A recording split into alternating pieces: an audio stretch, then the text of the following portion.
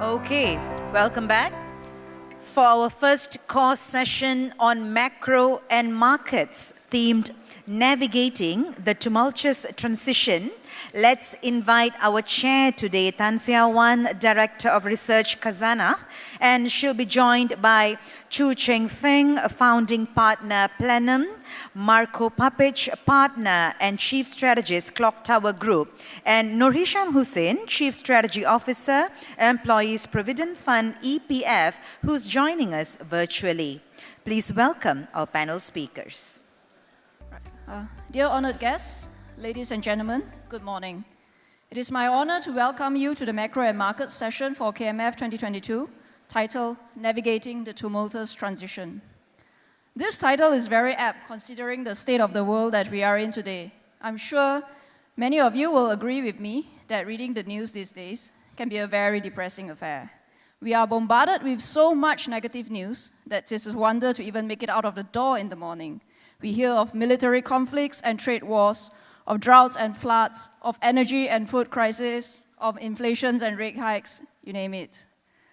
Many of us will look back longingly at the past few decades, where things were seemingly calmer. There was a sense of optimism and order, cooperation between countries, expanding global trade, and rising living standards for many. Where has that world gone to, and will we go back to it? However, those of us who are amateur historians will know that the past 3 decades of US-centric unipolarity is the exception rather than the norm. The world is transitioning, but what are we transitioning to? How will this transition play out, and how can we navigate it? And this is what this panel will be discussing today. We have a very distinguished panel with us here this morning. Firstly, to my far left, we have Marko Papic. Marko is a partner and chief strategist at Clock Tower Group, an alternative asset management firm based in Santa Monica, California. Prior to Clock Tower, he helped started the geopolitical strategy practice at BCA Research, an independent research firm based in Montreal, Canada. He began his career as a political scientist with Stratfor, a geopolitical intelligence outfit, which is also sometimes referred to as the shadow CIA. Marko holds an MA from the University of Austin, Texas, and an MA from the University of British Columbia. He enjoys playing tennis and is the author of the book Geopolitical Alpha, an Investment Framework for the Future, which is also available under the KMF book redemption list. So please do get a copy if you're interested. Next, immediately to my left, we have Feng Chucheng, a political risk analyst and founding partner at Plenum, an independent research company based in Beijing, focusing on China's politics, policy, and economy. Prior to Plenum, he helped founded the political risk practice at Papic, and a curious company in Hong Kong, and was also previously a researcher at the Eurasia Group in Washington, D.C. He also did research with the Asia Society Policy Institute under former Australian Prime Minister Kevin Rudd. Chucheng plays tennis and the saxophone, is fluent in both English and Mandarin, has an MA from Columbia University and a bachelor degree from the University of California, Berkeley. Lastly, joining us virtually, we also have Nurhisham Hussein, the Chief Strategy Officer of the Employees Provident Fund, EPF. Before becoming Chief Strategy Officer, he served as EPF Head of Economics and Capital Markets, and he joined EPF after stints with the Malaysian Ratings Corporation and Promodala National Berhad. Hisham is no stranger to many of us, and as Chief Strategy Officer of EPF, he's a very important person to all of us here. He is also a prolific commentator on Malaysian economics issues and runs a blog called Economics Malaysia. Hisham has a BSc in Monetary Economics from the London School of Economics and a Master's in Economics from the University of Malaya. So, ladies and gentlemen, perhaps let me kickstart the panel discussion by first inviting each speaker to present their views on the current state of geopolitical dynamics, how it will play out, and how we can navigate it. Perhaps we can start first with you, Marko. Over to you, Marko. Thank you so much, Siaw. So, first of all, Selamat Pagi. Thank you so much for the invitation. It's great to be here. This morning, I woke up thinking to myself, how was I going to present 3 very controversial views? So I'm here to tell you 3 things that are very controversial and that probably nobody here will agree with, but it's a way to wake you all up. 1, I think that the Cold War paradigm for the China-US competition is outdated and it's overly simplistic. Second, I think that the main conflicts in this multipolar world will not be US-China. It'll be a plethora of other less epic but very important conflicts, such as what's happening with Russia and Ukraine, and such as what happened before that, for example, with the civil war in Syria. And third, countries like Malaysia will thrive in this environment if they adopt the correct policies for global multipolarity. So, as I was thinking about this to myself, I said, you're going to be pretty controversial, so dress pretty plainly. So I didn't put on my usual socks, which are actually purple. I went with the blue. And then I regret it because then I would have matched Siaw's dress. And I just think that that's the greatest dress I've seen ever on a panel. So I just want to say, let's have a round of applause for that. Okay. By the way, the other two speakers now have to compete with that comment. I'm going to get the easiest questions. Okay, so first point about the Cold War. Bipolar distribution of power is a very rare type of a distribution of power throughout history. It is very rare that you get these two countries that can neatly divide the world into two camps. Now, for most of us as investors, this is the analytical framework that we remember. And that's because most of us lived through the Cold War.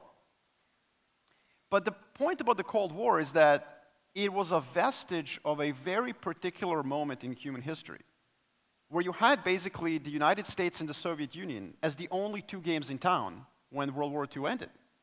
Go back to 1945 and think about the world, what it looked like. You had Japan, which had 2 nuclear devices dropped on it. You had India, which was a colony of a tired imperial master. You had China, which would experience a civil war for several more years. Europe was decimated, flattened by war. This was a world in which path dependency put United States and the Soviet Union on a track to dominate the rest of the world, to neatly decouple. And for many investors, that's actually almost a preferred outcome.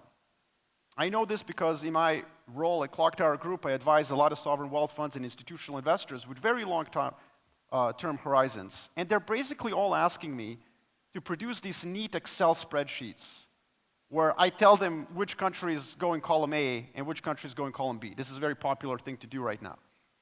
And I tell them this is a stupid research request, so I'll give you a stupid answer. I'll take a roll of dice and just roll it and say, okay. That bipolar moment is not what we have today. The United States and China are not as powerful as the US and the Soviet Union were at the end of the World War II. And so they have to deal with a much more multipolar environment.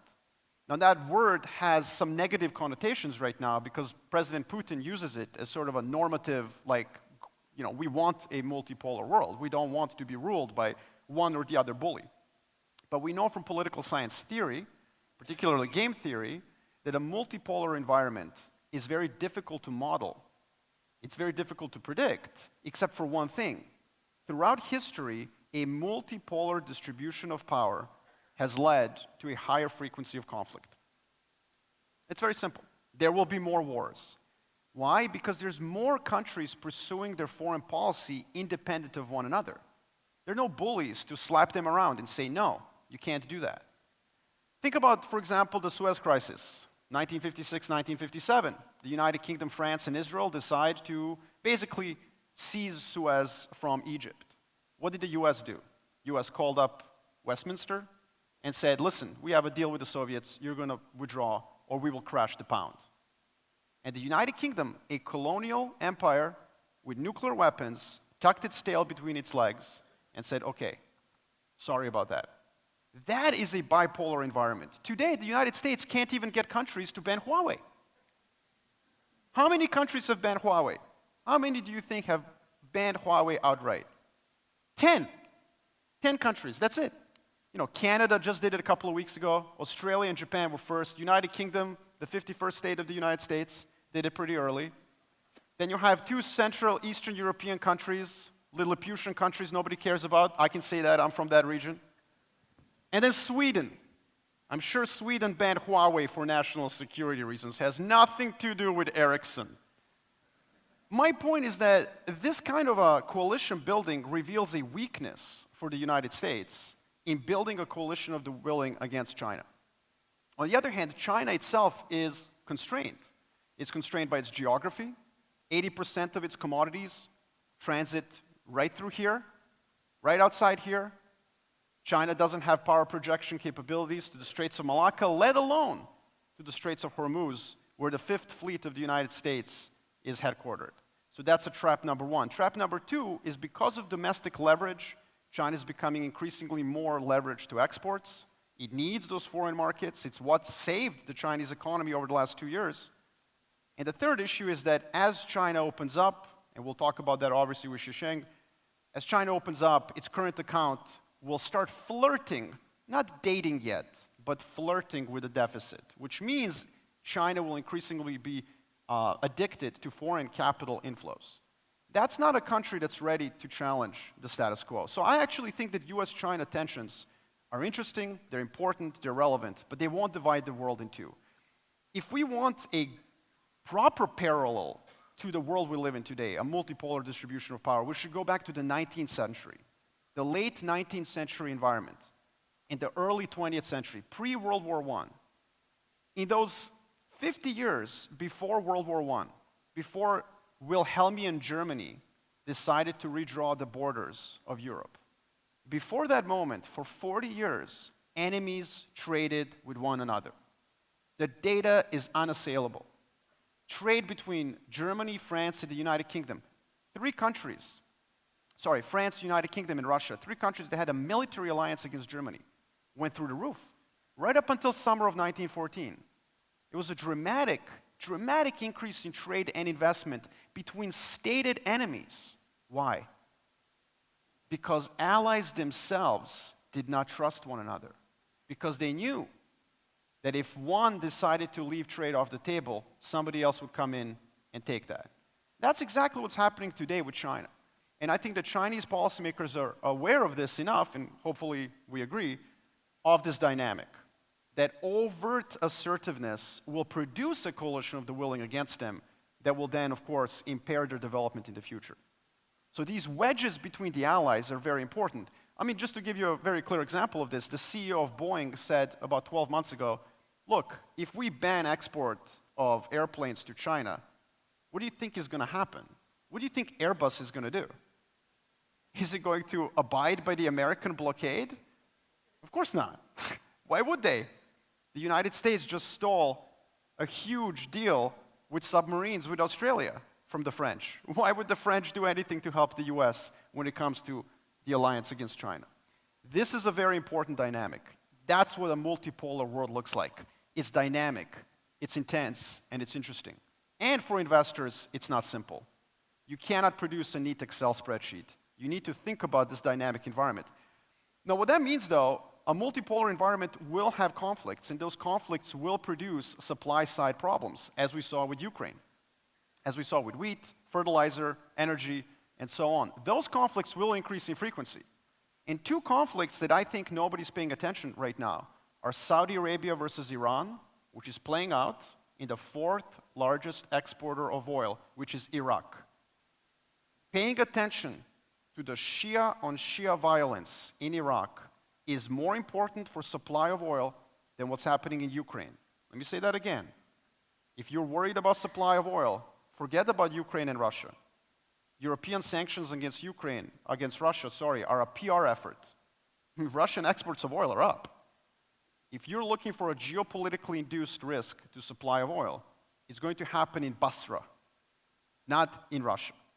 The second conflict that I'm also worried about is what's going to happen after the Ukraine war in Russia. So this is something that we discussed just before we came on stage. But the world post-Putin is one that I actually fear quite a bit. We don't know who comes after him. One thing we do know is no Russian leader survives a poor offensive war. This goes back to the original Crimean War in the 1850s. So Russia has a history of 200 years of leadership turnover after failed offensives. And what I fear is that the next iteration of Russia will be one that will spawn new conflicts as the central state unravels, which obviously, given Russia's role as a commodity producer, would be quite dramatic. So why am I hopeful for Malaysia in this environment? During the Cold War, emerging markets were told what to do. Had to pick a side. If you didn't pick a side, you were in trouble. In a multipolar world, though, it pays to be geopolitically promiscuous. Don't get married just yet. You know, this is a very important point. Now, there's countries out there that don't get this. There are countries out there, we can probably name them, they have already committed themselves to one or the other camp. I think this is a mistake. And countries like Malaysia, which can parlay either commodity exports or a geographical importance, are going to be able to succeed in the world so long as they keep saying, maybe next weekend. So that's what I'm going to leave you at and hand over to the others. Thank you. Thank you, Marko. That was very interesting. It's very good to hear that there's actually positive news for this part of the world, considering what the press has been telling us. Perhaps next over to you, Chucheng. Yep. Okay, thank you, Siaw, and thanks, Marko. Actually, I agree with most of what he just said, so it leaves me a lot of burden, to repeat what he just said. So I'm going to say a couple of things, I guess. From a geopolitical perspective, I think also from a longer horizon point of view, a broader sense of what I believe what is going on in terms of whether or not I disagree or agree with the Cold War narrative. First of all, I think there's not going to be a Cold War. I agree with Marko in a sense. And also, I think there are three major reasons that there's not going to be a Cold War. The first reason, I think, is that there's no fundamental ideological difference between the US and China if we're really talking about Cold War between these two superpowers. There's no such an ideological conflict like we had in the 1950s and 1960s between Soviet Union, between the communist world and the capitalist world. Today, I think part of the United States, and especially I think part of Europe, most of Europe is going towards what we would say, or what Marx would say, are socialist. And part of China is inevitably capitalist. So there's no such a divisive world between capitalist and communist. So that's the first reason. The second reason I think is very important is China is not building a bloc. If you have a Cold War, you have two blocs, like Marko just said. You have a group of followers, a group of subordinate countries that follow whatever you ask them to do to the other camp. But in today's world, China, US bloc are not that effective and not that efficient in blockading China. Well, China does not really building a bloc against the United States. China is one of the few only countries still in the world without any formal recognized alliance. So this is very important. I think the third very interesting is that, very important thing is that what we are seeing the United States is doing, China is doing, and all the countries around the world is doing, I think is reactionary. It's that reactionary to something I believe is uncertainty. In Chinese, you see this very, very frequent use, especially since the pandemic, a term called "we're experiencing changes unseen in a century." This is what in China, the official media, the official party mouthpieces, outlets, party leaders have been saying more and more frequently in all public speeches. I think this is what they saw, because if you look at what we know about the world, especially post-Cold War world, we know about the democracy, which are supposed to be more stable in terms of policy making, more stable in terms of policy orientation. And when we look at China, China has been praising about its own institutional strengths as being able to make long-term plans, decades of plans, 5-year plans. Every 5 years, there's a 5-year plans. Right now in China, it's the 14th 5-year plans. But right now, I think none of these strengths, either of the democratic world or of China, stands after the trade war and the pandemic. There are so many black swan events coming out, and all the leaders in the world, they realize these long-term plannings are no longer as effective as they were maybe 10 years ago, 20 years ago. So they're taking a lot of reactionary measures. For example, in China, in 2020, when China defended the first wave of the pandemic and got back to normal with business activities, exports, economic activities, there's one term called dual circulation. which is China in anticipation of the rest of the world shoring up their supply chains after the pandemic. China will have a worse scenario of exports to the rest of the world. So China will have to stimulate domestic demands. But it turns out, actually, in last year, 2021, the world depends on China's exports. And China's exports recovered actually faster than consumption, domestic consumption. So China dropped the term dual circulation. You don't see it anymore in China's domestic media, party mouthpiece, party outlets anymore. So I think much of this policy we're seeing now in terms of foreign policy, in terms of economic policy, they are reactionary. Because we are in this first pandemic in the age of internet. We're moving fast, the world is open, which means the world is unstable. You cannot have fast-moving world and stable world and open world all at once. So we are having a fast world. Everything's moving very fast in terms of internet, in terms of cargo, in terms of logistics. And we are having an open world in terms of WTO, in terms of the trade mechanisms. And this means this world will inherently be unstable. So this is what China is anticipating, and this is, I think, most of the world is anticipating. And also we are having this internet age where I think it's very important is that we have the age of internet where the mass, the public, has the first time the power to speak out. Before that, elite controls the politics. Before that, in the United States, you have the Senate, and the president, basically, they have the entire discretion in terms of foreign policy making, because that's on the elite level, that's on the state level. But right now, if you look at all the countries, the foreign policy will first speak to domestic audience. They will have to gain support from the domestic audience in order to prevail in the next election, in order to remain stable in terms of regime stability. So this is a world we're in. So these are reactionary, these are short-term. These are reactionary to the black swan events that we see in the past couple years, probably past decades since 2016, the US election. And I think this will not be the long-term trend if you look at beyond the decades. I agree with Marko in terms of multipolar system. We are going towards that direction because once we had this hypothesis that China is going to overtake the United States as the world's largest economy, but I'm not so sure at this moment because of the shrinking demography, because of what's changing, what China is doing.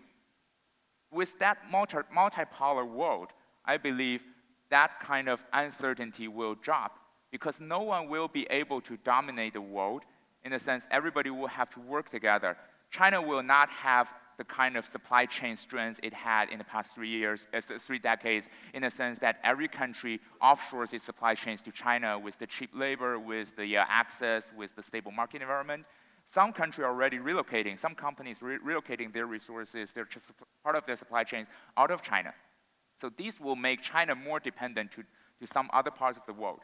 So as the United States, they are paying billions of dollars to try to reshore domestic supply chains back to the United States, but that is yet to bear fruit.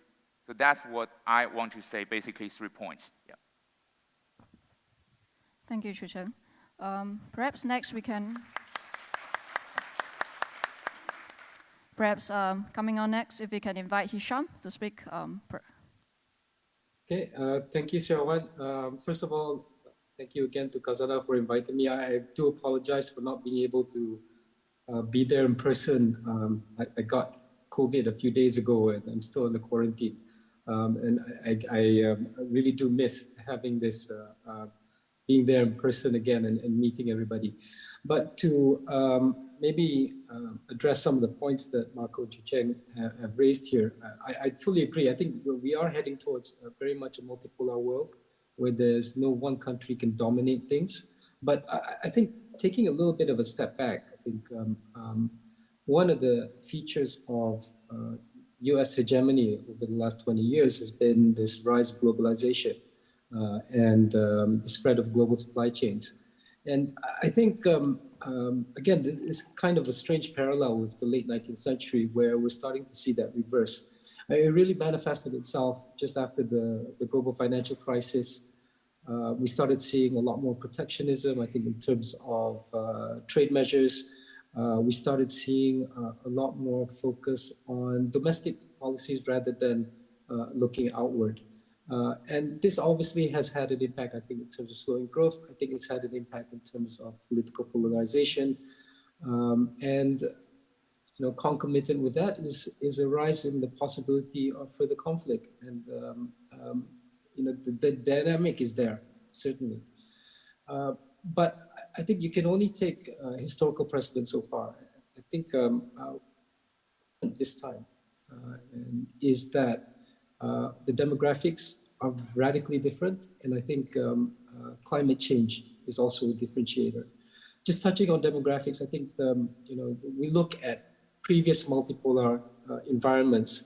It's largely been an environment of growth in terms of both economics as well as population. I think it's in terms of living standards. We might see something a little different this time. Fertility rates are dropping across the world, not just in developed countries, but also in developing countries. Growth is, as a result, I think growth potential as well is slowing down. And as a result of that, I mean, if the pie is growing smaller, distribution matters a lot more. And when distribution matters a lot more, you get the potential for higher conflict. And this will happen not just at an international level, but also at national and subnational level. And we're starting to see that, I think, in a lot of countries as well. There's a lot more focus on tribalism. There's a lot more focus on nationalism.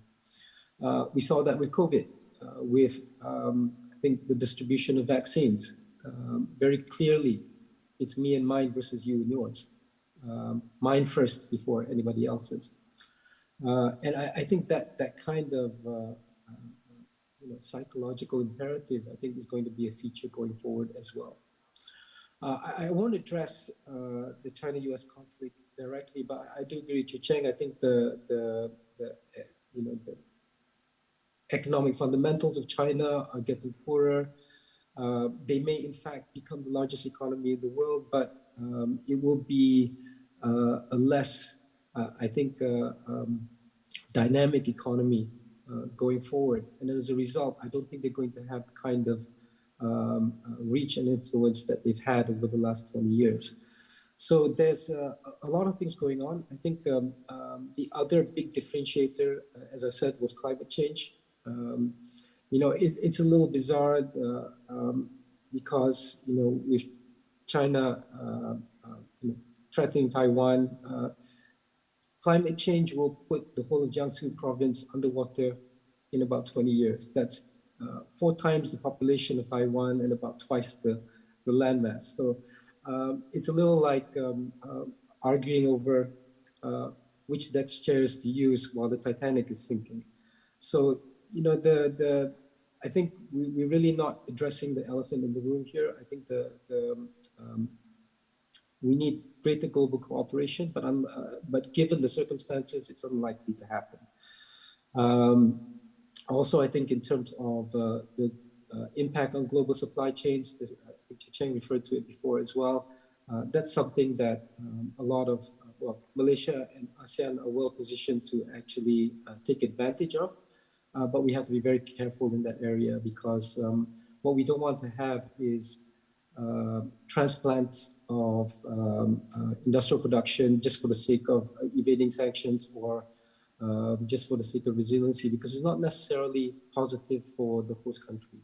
So I'll leave it at that, and I'll hand it back to Siaw.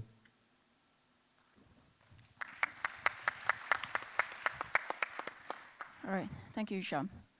I think in general, the panel here agrees that we are not moving towards a rerun of Cold War. And what we will be seeing effectively is a multipolar world where, there's a great deal more uncertainty. There's a lot more of economics volatility. It is harder to coordinate, I suppose, when countries are all competing for influence. Essentially, in this world, how should investors react? I mean, how do we really read the tea leaves, and what is the best way can investors position their portfolios or really think about how to go about business? So I will just say that I think there's 3 big investment theses. First of all, I agree with Hisham that we're going to have less globalization, but we're not going to have no globalization. So we're not going back to the 70s for a number of reasons. And as Chucheng said, I mean, like exports and trade with China has actually increased as the rhetoric has sharpened, which is exactly what multipolarity and political science would tell you would happen. So trade continues between enemies in a multipolar world. Very important to remember. So I think there's three big themes that we need to think about. First of all, multipolarity will create a dynamic environment where countries will spend more money on defense, but also on onshoring and friendshoring and just-in-case inventory instead of just-in-time. All these flash big words I'm sure you're reading in McKinsey reports and so on. But what does that really mean for us as investors? It means, first and foremost, that we're not going to get out of the inflationary environment we're in today until we have a supply-side response. So if Jay Powell gets inflation to under 2% because of a recession, I guarantee to you, nay, I'll come back after that recession here, and I'll eat my 80-page chart pack in front of all of you with some nice Malaysian sauces if inflation stays below 2%. No way. Zero chance. All that will happen if we get a Fed-induced recession is a delay in the capex response necessary to create the kind of supply that we need if we're going to pursue this new world where we want to solve climate change, where we want to isolate China. We want all these wonderful things, but we think we're going to get that without inflation. Forget it. Real yields across the curve? Good luck getting the capex necessary in that environment. So what I'm saying is the first thing is you should invest in companies that contribute to the capex surge, not the producers. So you don't want to own semiconductor producers. You want to own the capex companies that allow you to make more semiconductors. Very important differential. Not the producers, the capex plays. That would be the first. The second is that in this environment where we're trying to solve climate change, which I agree with Hisham is a big issue, there will be a huge investment in green technology across the world, especially in a place like Europe, by the way, which now out of necessity needs to find an even faster transition away from fossil fuels. So innovation in green technology is going to flourish. And I tell my American clients who don't believe in climate change, I tell them, listen, even if you think climate change is a hoax, you should invest in green technology. You know why? Because when the government invested in getting to the moon, which was one of the dumbest endeavors we ever did, we went to the moon in the 70s, found that there was nothing there, came back, never went back again. But the technological innovation that flowed out of that idiotic endeavor is why Hisham is over there and I'm here and we're talking to each other over a computer. So the amount of money and investment that we're going to green technology will produce innovation. So that would be the second thing that I would focus on. And then the third investment outlook is just to expect inflation to last longer than you think. So invest accordingly. The bottom line for me is when you put all of that together, you get a very clear investment thesis. You want to be long atoms, short software, short bits and bytes. You want to basically short anything that has to do with software. That is a disinflationary story. That is last decade. You want to be long manufacturing, industrials, materials, commodities. Chucheng, any thoughts? Yeah, I think one theme that I've been telling a lot of people, I think especially since the pandemic, is to invest in governance. This applies to the national government, local governments, and also corporations with governance issues, I think. Because if you look at what's going on in terms of the response to the pandemic, ideology doesn't really matter. There are democracies that do really bad. There are democracies that do really good. There are authoritarian, non-democratic regimes that do really good in terms of pandemic response, and there are those that do really bad. Essentially, it's not on the ideological spectrum of where you are. It is the quality of governance. It's how you govern. Do you have the trust of the people? And this is something that I think everyone should focus on in terms of investment, in terms of how new technology can help with that. Because right now, what we are seeing with this technology innovation, with this trend of new technology, cryptocurrency, decentralization, the government is losing trust. But what's next, what's going to be important is that they're still there. The governments are still there. They're not going to be replaced. They're not going to be replaced by cryptocurrency or decentralization. And they will have to improve their governance. And this is a huge opportunity for people to invest in terms of improving the governance on the corporate level, on the regional level, on the central level. Yeah. All right, thank you, Chucheng. Hisham, if you have any thoughts on that. Well, my first thought was that you can't diversify away from global risk. And I think you have to take a much more nuanced approach to managing risk than you had before. Diversification is one thing, but it's not all in the numbers. You're not going to be able to articulate all of that in an Excel spreadsheet. So intelligence on the ground matters. I think you have to do a proper stock take of what kind of risk you're taking on in different geographies, in different industries. I think there will be a premium on liquidity. So there is, I think, a lot more opportunity in private assets. Having said that, you have to be a lot more careful about what you get into. I think in terms of specifics, I think like Marko said, I think green technology is one area that's going to be huge. Basically anything that allows for or will thrive within that that multipolar environment. I would add though that during the 1970s when inflation was relatively high, Malaysia did pretty well, and I think a lot of commodity producers did pretty well. So I think the hard stuff, yes, that matters a great deal. But again, like I said, the big caveat here, of course, is that we are in new territory when we talk about global demographics. We're in new territory when we talk about global climate change. So there would be differences, I think, in terms of opportunities, and I think that's where that's where we're going to earn our money. Right.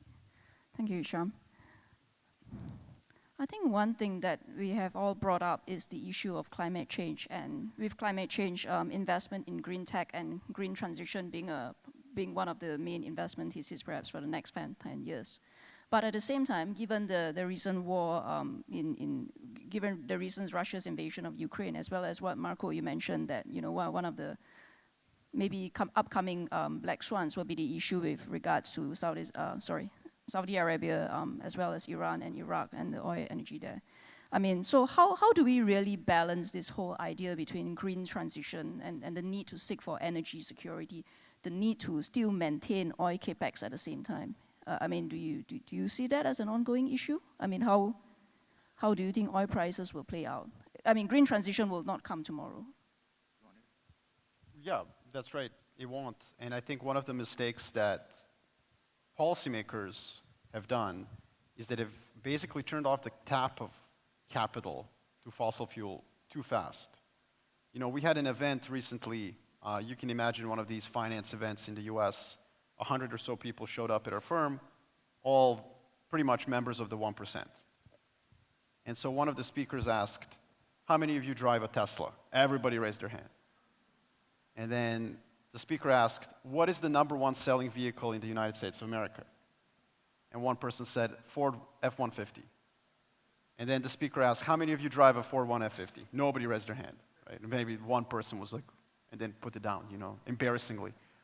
What am I getting at? I'm getting at the fact that the ESG agenda, when it comes to fossil fuels, I have to say it, I know this is not politically correct, but it's stupid. We turned off the tap of capital to fossil fuels, but we didn't address the demand, to your point. We're not going to have transition tomorrow. And this risks alienating the median voter from the green transition agenda as oil prices go up. This is the biggest risk right now to climate change, is that the median voter begins to abandon the commitment to the transition because the costs of energy are so high. And so what I think is going to happen, I'm not saying it should happen. Should is a 4-letter word for me. I predict what's going to happen. What is going to happen is governments will abandon the fossil fuel, idea that it's, don't invest in fossil fuels because it's ESG. That's idiotic, basically. So what I think, to answer your question, I don't think oil prices are going to go to 200. I've been bearish this year because of demand. And I think that we will have capital return to fossil fuels. The G in ESG will become geopolitics, national security. And it just makes sense to prop up, fossil fuel development. That said, I think investors should have a barbell portfolio if their mandate allows them. Public markets go brown, private markets go green. and diversify in those private markets a window strategy, because be very careful from any consultant that shows up and tells you, oh, carbon sequestration is the next thing, or this or that. We don't know. So have as much of a diversified window strategy on the private side in green tech as you can. Invest as many managers as you can, a little bit here and there, to have a window strategy into what's going to work. Can I add a little bit to that, Siaw? Because I think yes, please. Marko's right. Yeah. Some of the key technologies in terms of the greening of the economy relies on fossil fuels. For example, graphene, the anode of a lot of batteries, it depends on oil refining, fertilizer production. I think fertilizer is a bigger issue for global food production than the fall in the wheat shipments from Russia and Ukraine. It has had a massive impact, I think, in terms of yields across the whole globe. And that also depends on oil, unfortunately. So I think we need to have a lot more nuanced look at fossil fuel development and investment as well, because so much of that transition actually depends on having a strong fuel economy, unfortunately. Right. Thank you, Cham.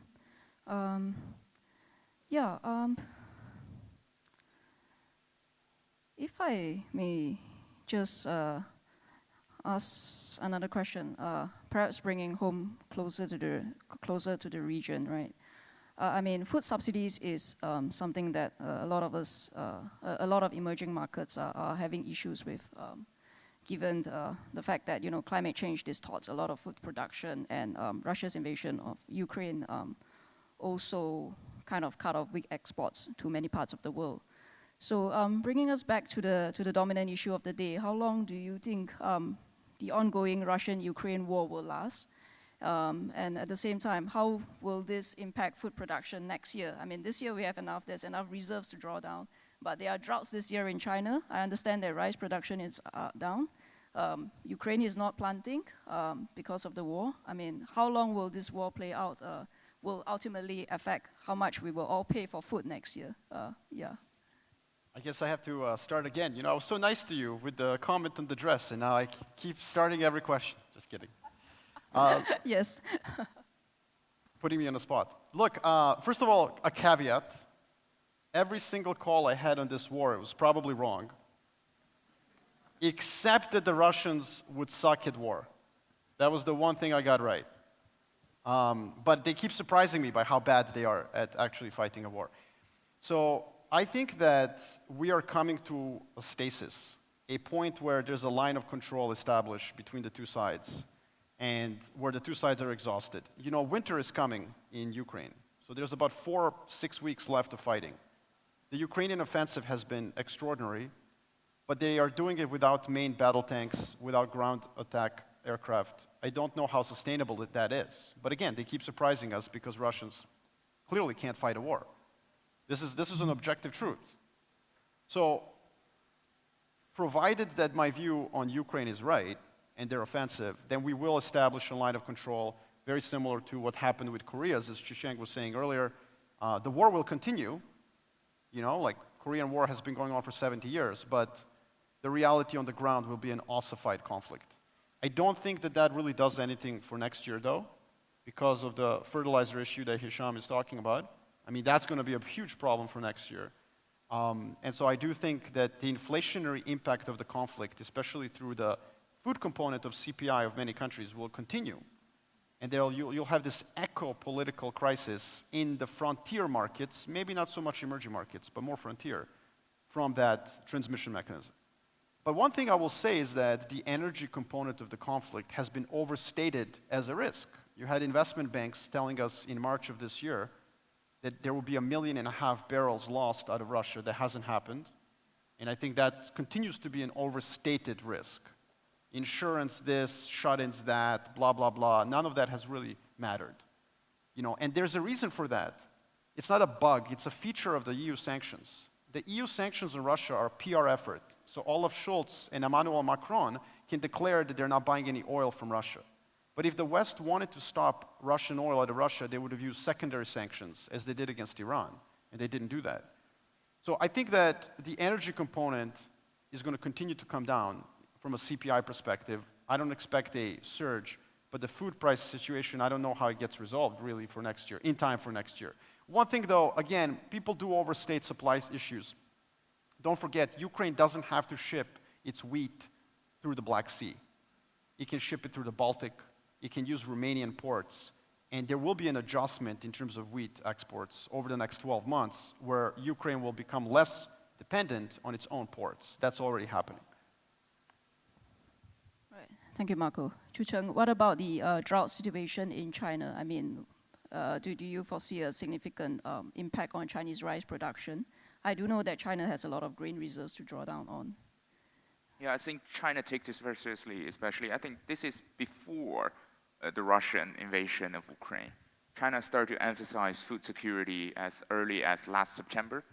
And this is actually, in China, this is part of a new term that the leadership created called the holistic view of national security, which contains 20 types of different security, from the traditional homeland security, economic security, to the untraditional food security, even societal security, deep sea security, and food security is very important. If you look at one thing that we see as a benchmark of China's policy orientation is President Xi Jinping, his local inspections, because he hasn't been out of China since early 2020 until this September when he visited Central Asia. And during this 3-year period, he visited a province almost every month to do local inspections, to go give instructions, directions to local governments on what to do and how to do it. Since the end of last year and all the way until September this year when he made his first Central Asia trip, in every inspection, local inspection, he emphasized food security. It's every inspection. So food security has been very important in China. This is both from the external shock that China is trying to anticipate, and this is also because China has been historically reliant on foreign food import, especially on the food for the animals, not for the human beings, and also for energy in terms of soybeans. China has been relying on imports from South America, from the United States all along. So I think China has been putting this on a very top priority in terms of China's political agenda, and this is something that we expect to be on the party's Congress agenda this coming week. Yeah. Thank you, Chucheng. Well, given that China is emphasizing food security, and I think in a period of uncertainty, every country will be trying to emphasize food security. I mean, do you all think that this will essentially be a competition for food, further driving up prices more than necessary? Absolutely. Absolutely. All right, okay. So we'll get more expensive nasi lemak next year, I suppose. Yeah. Chucheng, I do have a question for you. I think China's 20th National Party Congress is coming up on October 16, and this is an event that everybody is watching for. What are your thoughts on that? Do you foresee any changes in China's policies after that? In terms of China's policy in the Party Congress? No, I mean, what do you think will be the outcome of the Party Congress, and what do you think will lead out from that? Well, actually, what I see that's going to take place in the Party Congress, and that's going to be the orientation policy trajectory in the next 5 years, will be actually continuity. Will be continuity, because first of all, when we talk about Party Congress before, when we say it as a watershed moment in the politics, it's because the previous 2 administrations in China, they were bound by the 2-term limits. So every 5 years, you have to open a new chapter to renew your mandates, to talk to the people, to talk to the party elites, to let them know what you're going to do in the next 5 years. But the current administration is not really bound by any term limits. The president lifted the term limits in March 2018, which means he can do whatever he wants, not bound by the 5-year term limits. So this is very important, because if you look at what China did in the past 3 years, because all the leaders were staying in China, not going out of China, they have been rolling out a lot of initiatives, common prosperity being the most important one. And also on the global side, on foreign policy side, they have global development initiative, global security initiative. And most of these, we're waiting for the contents. We're waiting for the substance of them to be materialized. And for example, we have this common prosperity campaign released last July, but we haven't heard what it's really about. The property tax remain unclear. There going to be capital gain tax? We don't know. what does that mean in terms of upward mobility, in terms of people moving between different provinces, between different towns? We don't know. So I believe these will be something that they will have to realize in the next 5 years. So there will be more continuity in terms of policy. Right, and I think more continuity in policy. And I think there's another issue that many of us are waiting for is whether China will end its zero COVID policy. So what are your thoughts on that? Well, I think, and again, I think I agree with Marko in the sense that I can be totally wrong. This is my sense. It's not even, I think, a base case. It's just basically how we have been seeing it. And a reminder is that I have been in China for 3 years. This is actually my first trip out of China since the pandemic, so I could be very biased. But I could be very biased. But my sense is that China will probably get out of zero COVID towards spring or summer next year. This is the timeline that I'm looking at. This is based on a couple of factors, I think. Vaccination rate is important. And especially if you look at China's vaccination rate, if you want to, from a research point of view, anticipate how China is going to move out of zero COVID, I think you need to look at different age groups. China now has an above 80% vaccination rate, which is pretty good if you compare that with across the world, against all the other countries. But the problem is that the vulnerable population, the elderlies in China, are under-vaccinated. And this is not about a public health issue. This is about education and a cultural issue. Because China did not have a nationwide national vaccine program until the 1980s. And people born in the 1980s are the first generation of Chinese who get vaccinated on the first day of their birth, second day of their birth, everything, not just COVID vaccine. So this skepticism about vaccine is across the board. I think it's even stronger than some other countries that we saw on the media headlines. So this is one thing. And again, I think the second thing what China is looking at is economy. Like I said, China has a two-speed recovery out of the pandemic. The exports, the manufacturing, the export already picked up since mid-2020. Everything's going great in terms of China's coastal provinces that's exporting the manufacturing goods to the outside world. Shenzhen is doing very well, Fujian is doing very well, Jiangsu is doing very well. But if you look at the consumption, it hit the bottom before the pandemic because of the trade war, because of the people's sentiment to what's going to happen between China and US, and it never picked up. So to China, the risk is that if China opens the border this year, it risks hitting the export hardly. Because the consumption is still not going to pick up because China has this property market crackdown and everybody is earning less this year than last year. There is a massive salary cut in terms of the public servants. There is a massive salary cut and headcount cuts in terms of the tech sector, which was blooming before the pandemic. So these will not, even if China opens up, the consumption is not going to return back. It's not going to pick up. And this is at the risk of China losing all the exports, losing its advantage. Because if you look at what China has been doing is that whenever there's a single case in one of the export cities, they lock down the factory first to maintain that the factory's operation as normal, as fast as possible. So this is what I believe China will have to cope through and make adjustments in terms of this plan of reopening. If they don't make that kind of plan to maintain the operation of the factories, to maintain the operation of the manufacturing sectors, the reopen will not happen. And that's something I think will take place, that blueprint will be shaped after the Party Congress, because that's the paramount political priority right now. After the Party Congress, they will be able to repivot towards how to get the manufacturing sector, how to get the export sector ready for reopening. If I can just add to something on that, I think we as investors, and I get this question all the time about COVID-19 policy in China, and I think we are overstating that as a significance for what's happening in China, and Chucheng agrees. That's an acute disease or a symptom, but the chronic problem inside China is that over the last 12 years, China leveraged its private sector because the West was deleveraging. So Chinese private sector leveraged up. Household debt as percent of disposable income in China is higher than the US. Let me say that again. Chinese household debt as percent of disposable income is higher than in the US. China is in 2009, 2010. China is at the precipice of an end of its debt supercycle, a balance sheet recession for the private sector. So China needs, I mean, this is not like a Jim Chanos, like everything is going to just like collapse in China. I'm not arguing that.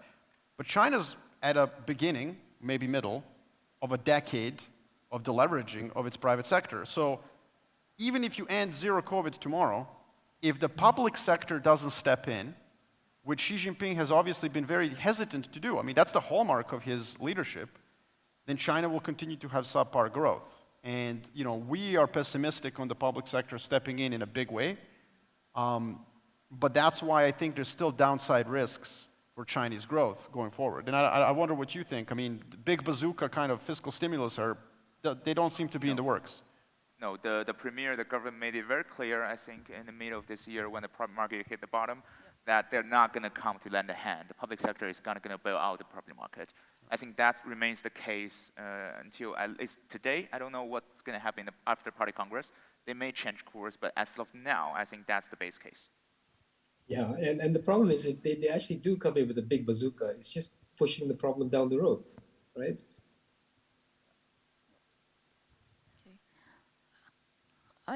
After the Chinese 20th Party Congress, I think we have the US midterm elections up next. And then perhaps again after that, the next big event that all of us can be looking for will be, maybe not so soon yet, but I suppose will be the US 2024 elections, right? Perhaps you can get some thoughts on how the midterms will play out and how do we see it affecting the 2024 elections, and after that, how does it affect the current global geopolitical dynamics? Well, it affects it a lot. I mean, the US, Joe Biden is going to lose the House. That's, you know, that's a fearless forecast, right? Like, I really went out on a limb. Look, every first-time president loses the midterms, so it's not a big deal. You know, it was going to always happen. The fear I have is that two things are happening in the US that could increase geopolitical risks. Most of you probably don't think of America as the biggest source of geopolitical risk. But in truth is, one, Americans have finally realized that they're in a multipolar world. It took them like 10 years to realize this. But now they've realized it. And the problem with that is that once America realizes it's no longer in charge of a global system, it also realizes it's not its system. So throwing a couple of hand grenades here and there is not such a bad thing. I call this the Machiavellian America. You know, America has woken up. Oh, you're not going to listen to us? You're not going to ban Huawei from 5G? Okay. Well, maybe we will start a couple of fires here and there. So American foreign policy, if you think it's like instigating other countries, it is. No, it's not America's fault if President Putin crosses the border. I mean, he's the idiot who did that. You know, but American foreign policy is much more Machiavellian than I think any of us remember. So that's the first issue. The second issue is when US president loses domestic initiative, policy initiative, they tend to go abroad for relevance. This is because of the Constitution. The problem with that is that when Democrats are in power, and this is again, a lot of you probably have a bias here of the last 20 years. George W. Bush, you know, didn't see a country he didn't want to bomb. But American history is full of examples where Democrats were the aggressive hawks. Why? Because they are afraid of domestic backlash, that they're doves, that they're weak. That's why Kennedy did the Bay of Pigs. Kennedy got into Vietnam. LBJ tripled down on Vietnam. Nixon tried to get it up. Nixon made a détente with China. Carter almost invaded Iran. So what I think is going to happen is that Joe Biden is going to be thinking about 2024. And being tough on China is very important because there's an American political consensus now. Americans basically agree on two things. Babies are cute, China is evil. Yep. Right? And so Biden's going to have to do something next year to remain relevant. And I fear it's going to be more of this kind of Nancy Pelosi missiles into Taiwan. And I suspect the Chinese leaders know this. CCP seemed pretty cool after the Pelosi visit. And there was a lot of like an op-ed writing campaign in China. We need not to fall into a trap that Putin fell into. So that's my hope that this doesn't lead to bigger problems. As for the US election 2024, I'll tell you this. Next year, if I'm here on this stage, you're not asking me a single thing about Ukraine. You're not asking me a single thing about China or Taiwan. You're only asking me, is Donnie coming back? You know? And I'll just tell you this. I'll tell you this. There's that famous phrase, that medieval poem, hell hath no fury like a woman scorned. You know that phrase? Hell hath no fury like Trump scorned. If we get Trump 2.0, there's not going to be Goldman Sachs executives in the cabinet, former military leaders. It's going to be a cabinet of lizards. You know, these people that have crawled out of crevices of society you've never even heard of. So yes, if I'm here on this stage next year, we're only talking about this. And just to add one point on what just Marko said is hilarious, and it's great. And one point, I think we're looking at U.S., this is the first time that you see a lot of policy incoherence in one administration. There's one very old president there who's saying things retracted by his aides. Every time, especially on Taiwan. When the president says, I'm going to defend Taiwan, there's quickly going to be someone from the National Security Council coming out. The president doesn't really mean that. And if you look at that, he's one level down from him and Kamala Harris, the vice president, is a whole layer, a whole echelon of technocrats. That they defend their own turfs. That's why there's policy incoherence, and I think that's actually the biggest risk in terms of U.S.-China relationship. How will China interpret one thing from Jake Sullivan and the other thing from Blinken and something from Catherine Tai? They're all saying different things. They're all incoherent. They're inconsistent. And this is something that China didn't have the capability of figuring out, let alone the Congress. There are two parties in the Congress, 534 Congress people. So that's what I believe will be the key flashpoint in the next 2 years, all the way up to the election. Right. Thank you both. I think we are up on our last 15 minutes, and I think this has been a very, very interesting panel session. And maybe we can open up the floor to some Q&A. Maybe we can start off by taking some of the virtual Q&A questions first before opening up to the floor.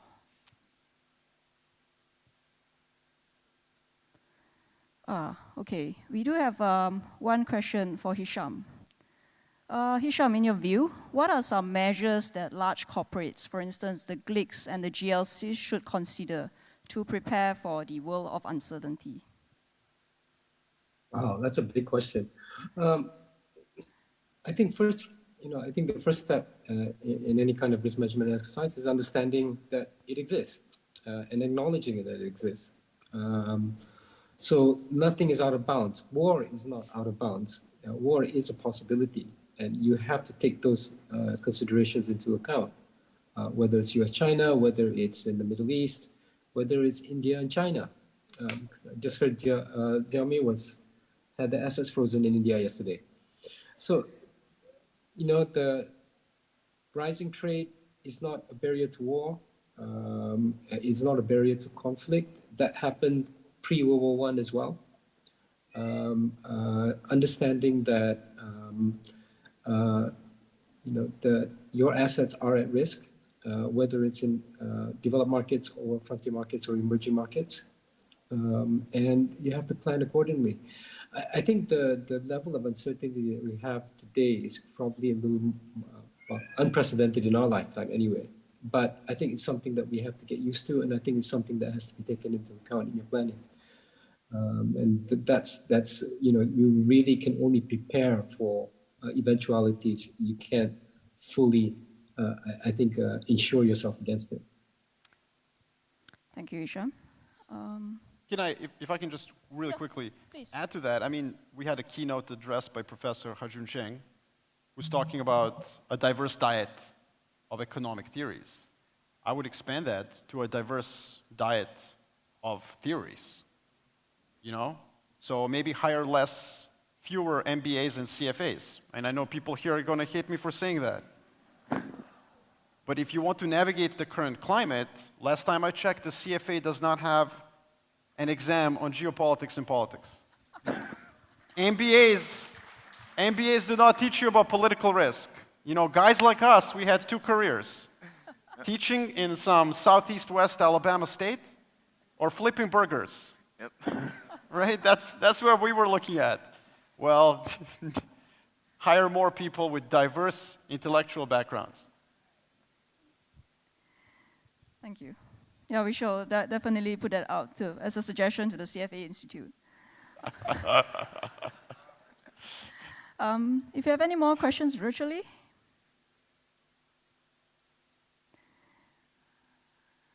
Oh, okay. This is, okay, maybe I'll open this up to all the panelists. Given the complexity of a more distributed power globally, is the United Nations role becoming more redundant? I mean, I feel like he was redundant a long time ago. You know? I mean, I come from Yugoslavia, a country that no longer exists, tragically. The UN didn't really do much on that front. And so, you know, there have been illegal military confrontations for the past 20 years. Most of them started by the US, by the way. The UN didn't do anything. So, I mean, it's a great place to have a forum, I think, you know?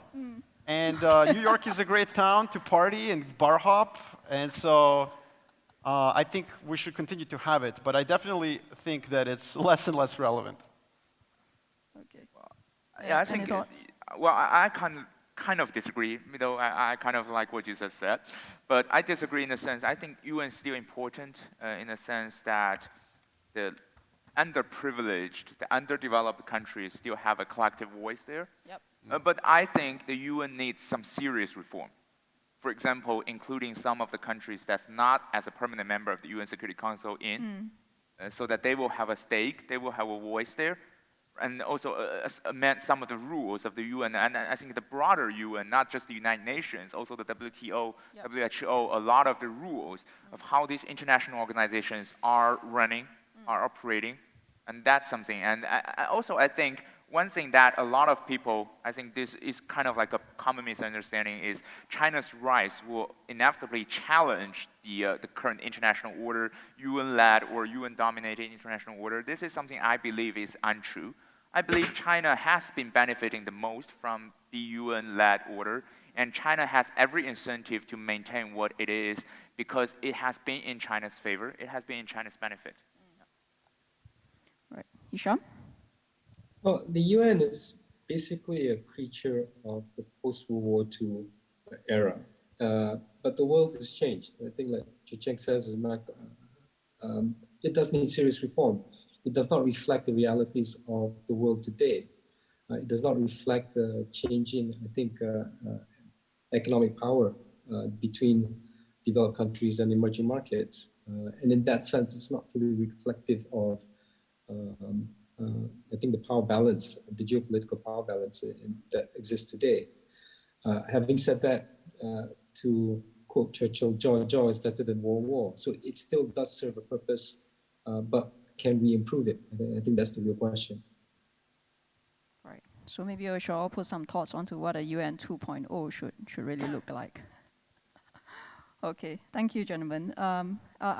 Let's see if we can take another virtual question before moving it to the floor. Do we have any more virtual questions coming in? Okay, right, we have another one. Given the heightened geopolitical tensions between US and China, do you think other markets in emerging markets, ASEAN for instance, offer better opportunities for investors? Yeah, absolutely. Latin America was my top choice for best performing region since 2020. That was wrong for about 12 months, but it's worked out over the last 12 months. If you look at Latin American foreign currency, they've been holding up extremely well. And by the way, politics domestically don't matter. What matters is really the trajectory of global growth, commodity prices, and domestic policy. I mean, Karl Marx, you know, I joke always with clients, like Karl Marx could rise from the grave, run from the president of Brazil, and I would still buy Brazilian assets if commodities are going up and global growth is stable. And that has been generally the case. I think the performance of EMFX relative to the dollar tells you that we're at a precipice of a new decade where emerging markets are actually doing well. Now, none of my institutional investor clients believe this. None. None. They're all convinced that multipolarity and the next decade is going to be terrible for Southeast Asia or Latin America. They're closing offices. You know, I spoke with a very large sovereign wealth fund that said they were closing their Sao Paulo office, And when I asked them, when did you open it? They said 2011, which is hilarious because that's when emerging markets started underperforming. So completely bad timing.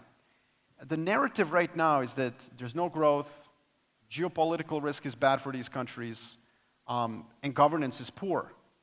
As if governance was good, what emerging markets did well in the early 2000s. It's irrelevant. I'm sorry to say that. I know it's politically incorrect. ESG is now our new religion. But the truth is that a lot of these economies will be driven by macro context. And if we agree that the macro context is one of commodity supercycle, commodities being relatively expensive, and if we believe that eventually the Fed is going to back off, the dollar peaks, I think we're at a precipice of a decade of emerging market outperformance. But again, very few investors that I speak to actually believe that. Yeah, I agree with him. Nothing really to add. Right. Yeah, like I said before, I think an inflationary environment is good for commodity producers. So. Okay, thank you, gentlemen. Do we have any questions from the floor? The gentleman over there. I think number 4 or number 7 is nearer. Yeah.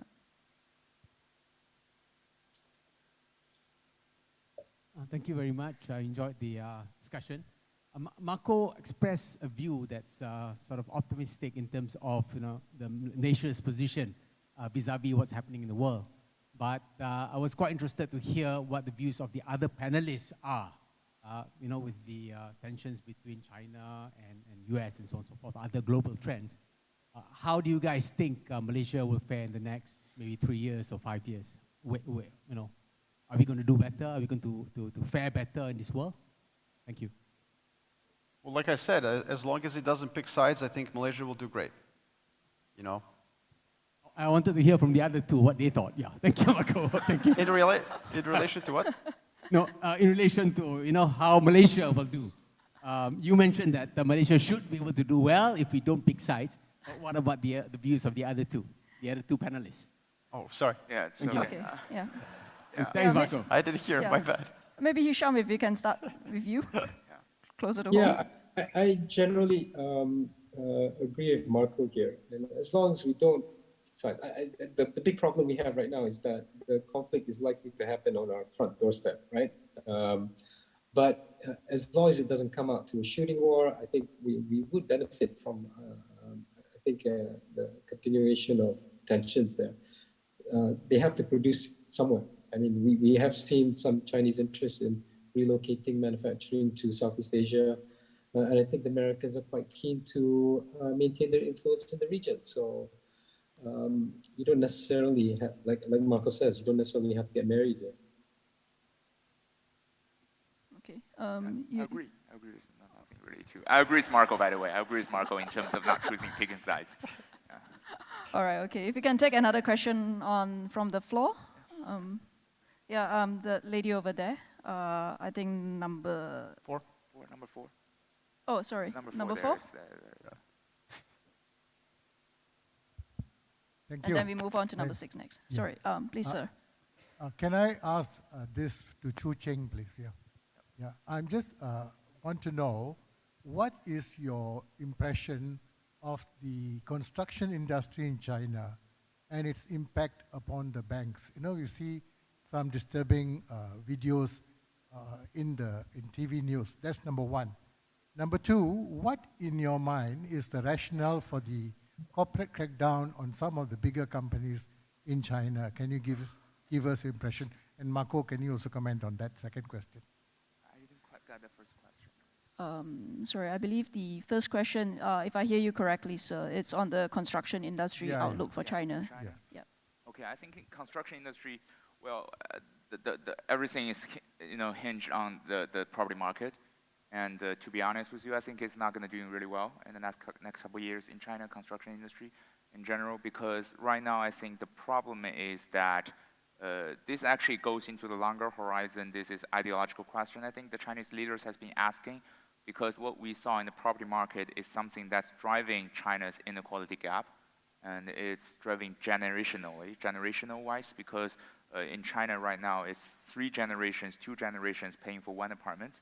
And that's going to be very bad for China's long-term economic health If you look at the current vice premier in charge of economy, which is Liu He, he has been arguing since the beginning of his career, which is structural economic reform, which is China will have to embrace some of the economic hardships right now in order to sustain long-term growth, and property market, I think, is right in the middle of that. So in that sense, I think China's construction will see some very low level of development in the next couple of years. Right. Okay. Yeah, we're almost out of time, but we'll take one last question from the floor. The lady over there, please. Hi, Sharifa from UEM Agenta. Marko, you asked for investors to look into companies that's investing in CAPEX. CAPEX delays dividends. Investors ask for dividends. How do we get investors to transition and transform? Thank you. Well, I think that the reason that dividend-paying stocks didn't really matter for a lot of investors is because growth equities were all the rage, because money was cheap. So we all plowed into companies that generated no revenue, no profits, sometimes no revenues, because we didn't care. The discount rate was whatever, and you could YOLO as an investor, if you will. You could just take these long shots. That, I think, is over. In a world where money does have a cost, you're going to want to have cash flow. You're going to want to have dividends. You're going to want to have companies that maybe do have much higher capital requirements, but it's okay because they actually have real businesses that underpin them. And so that's why I think the inflation and the rise in the 10-year is extremely important in how you think about your time horizon over the next decade and what kind of, growth versus value decisions you make. All right, thank you, Marko. I think we are up against time. Thank you very much to our panelists here for a very interesting session. And if we joined together just to express our thanks. Thank you, gentlemen.